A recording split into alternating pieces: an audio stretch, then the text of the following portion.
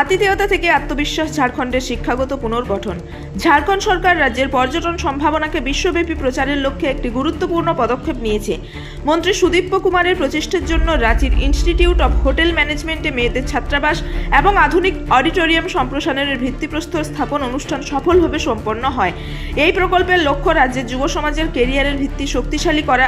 মেয়েদের ছাত্রাবাস এটি নারীর ক্ষমতায়ন এবং প্রত্যন্ত সুদূরবর্তী অঞ্চলের মেয়েদের জন্য একটি নিরাপদ পরিবেশ প্রদানের প্রতি আমাদের প্রতিশ্রুতির প্রতীক।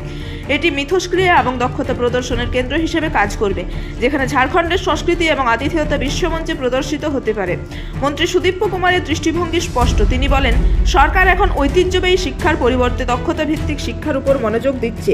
পর্যটন এবং হোটেল ব্যবস্থাপনার মতো খাতে আধুনিক সুযোগ সুবিধার সম্প্রসারণ রাজ্যের যুব সমাজকে স্থানীয় এবং বিশ্বব্যাপী উভয় পেশাজীবীদের জন্য প্রস্তুত করার জন্য একটি কৌশলগত বিনিয়োগ।